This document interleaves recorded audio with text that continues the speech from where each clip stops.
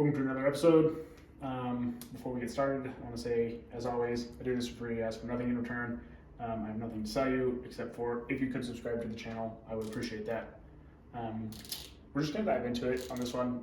It's rent, lease, or buy your next piece of equipment or your first piece of equipment.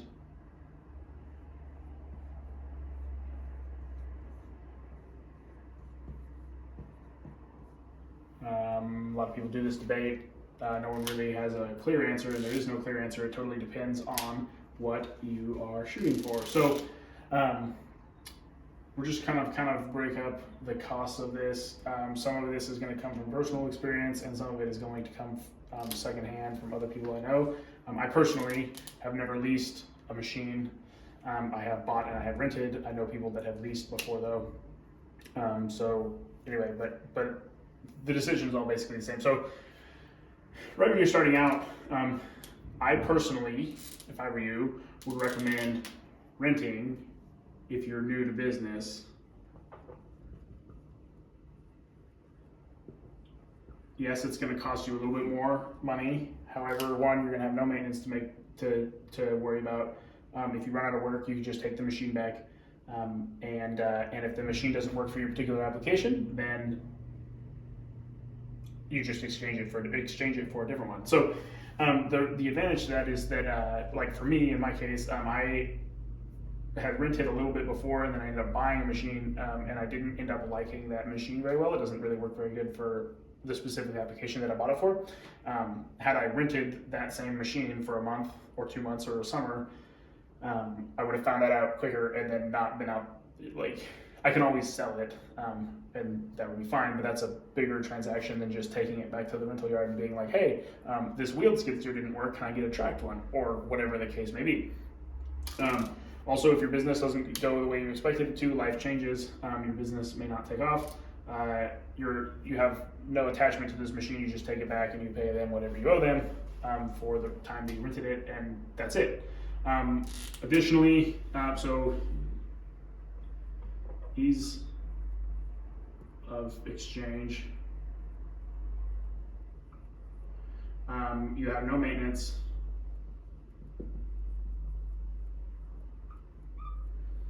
And you can dump it. That's the pros. The cons are it costs more.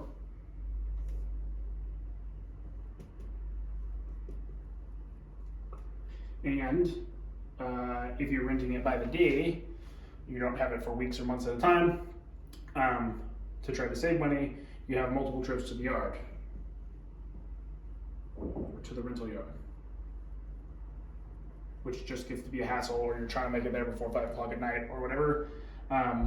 It just kind of sucks. So that's the pros and cons to renting. Obviously, the reason nobody rents is because it's more expensive. So for an example, I'm just going to go ahead and write the per month rent price, the lease price, and the buy price is in the form of a monthly payment. Above here, this isn't going to be super accurate, and basically this is for like a mid-sized tracked skid steer, just as a reference point. And these numbers may not even be accurate for your particular scenario, but this is what we're seeing here in Alaska. So to rent from our rental yard at Kubota, was it SL or VL or TL or something, 75, basically a mid to large size tracked skid steer is $2,700 a month. Okay. Now, actually, I'll just write all these numbers out here now. So to lease the same size machine, I have a friend that leases one of these. It's a 2-year lease, is what he said, with an optional buyout at the end. And I believe that the place he's leasing it from does the maintenance on it. He pays $1,800-ish a month, probably close to $1,900. I'm sure there's additional fees, etc. on top of that. And then to buy one, in my case, to buy one that was 2 years old, it had 300 hours on it. It was basically a former demo machine. I pay $1,100 a month. Okay, so you're like, well, shit, that's like almost a third the price of renting in theory. So,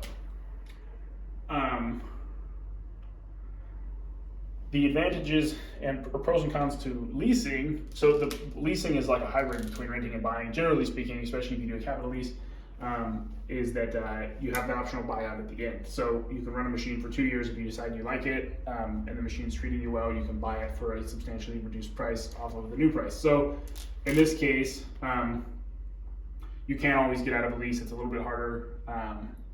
And depending on the situation, sometimes they're tied to your credit, so that would be a reason not to if things get tight. So a con would be tied to credit, possibly. Okay, and then also another con would be a contract period.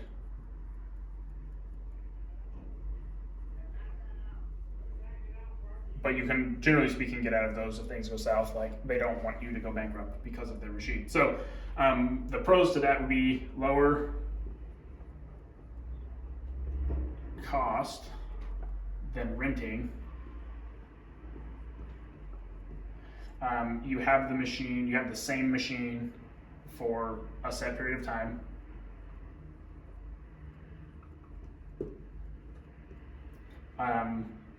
And it is still a tax write-off. Also, just a real quick recap, all of these have basically in 2021/2022, if nothing changes, all of these are a full write-off. However you want it. The buying is a little bit different.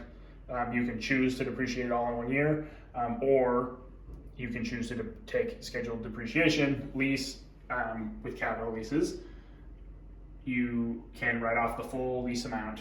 Same with renting, obviously, you write off the full rent amount. Depending on the lease that you do, it can count as an asset on your balance sheet. That changes. You'd have to ask your dealer about that and the type of lease you're doing. With a buy, obviously, it counts as an asset on your balance sheet. Renting does not, so that would be another con, is not an asset. And a pro would be, is an asset, potentially.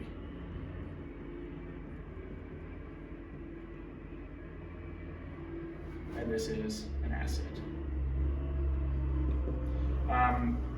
Another pro to the lease, as we already covered a little bit, is, for example, you could do a 2-year lease on a $70,000 machine, for example, and after the 2 years is up, maybe they give you the option to buy it for $40,000, and or you can just trade it in and get another lease. Generally speaking, probably for a little bit more of a price because of inflation, but somewhere in a similar range of price, and then you're for all intents and purposes always in a new machine.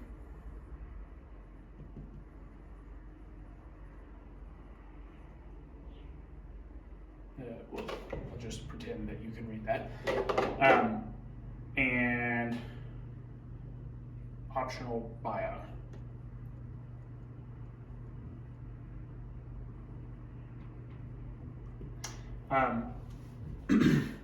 That could work in your favor or not. That's a number you're gonna have to run yourself. Obviously, the cons is tied to credit. You have a contract period, and you don't actually own the machine.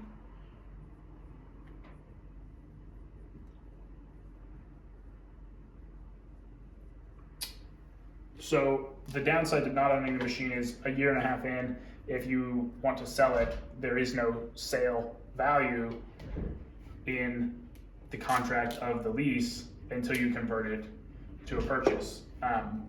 So you have no equity in the lease.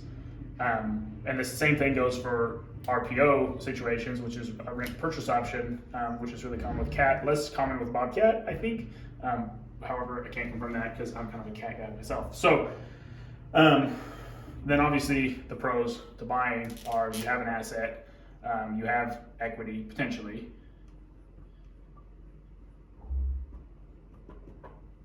You have asset, you have equity, you have an asset on your balance sheet. You keep the machine as much as you want, obviously. And then the biggest downside, well, sometimes you have a warranty. Generally speaking, you'll have a warranty unless you have an old machine. So you're either going to have a new machine with a warranty, or you're going to have an old machine with no warranty, but you spent substantially less money. So either cheap or warranty.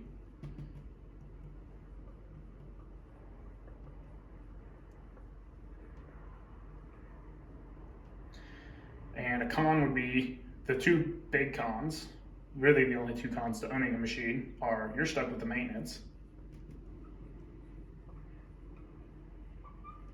and you're stuck with that machine.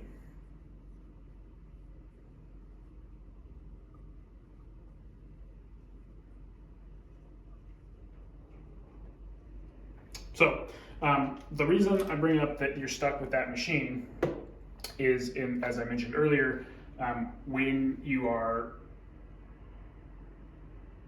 renting, if that machine doesn't work for you, then you just trade it in and get a different one. If you're like, oh, this wheeled skid steer sucks, I can just go get a tracked one, pay a little bit more money, whatever.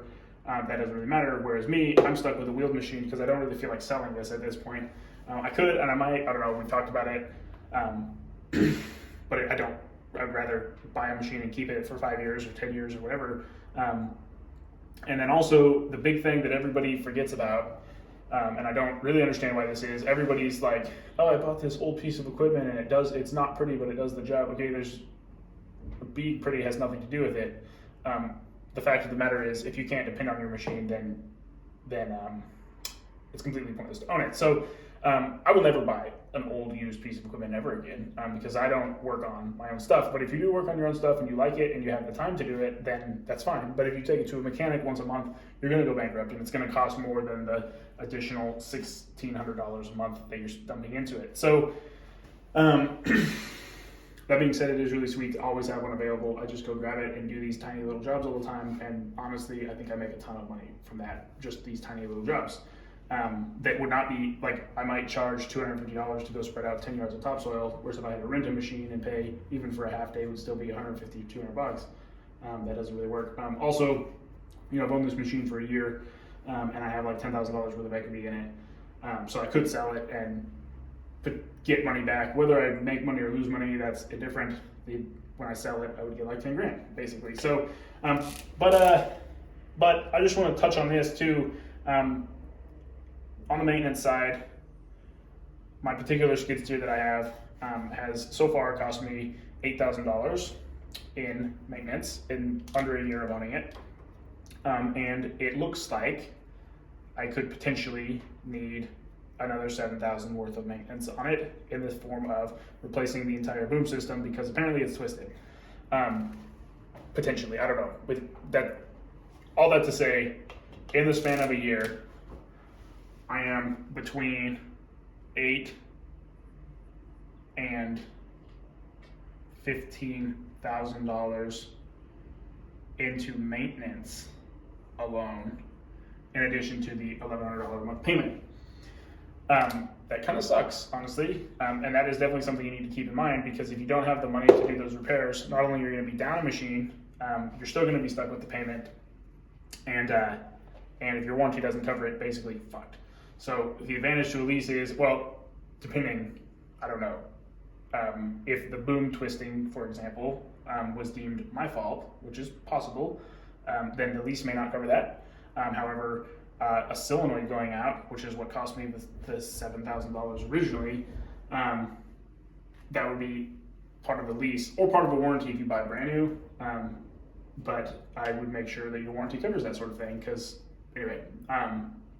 So, all that to say, these are your options. There is no right or wrong answer. I would definitely still advise, if you're in the first year, rent, potentially lease, but I would still lean towards renting. I actually have a friend of mine who used to rent a KX57 excavator for like the whole summer, realized that didn't really work for him, and then he ended up buying a KX80.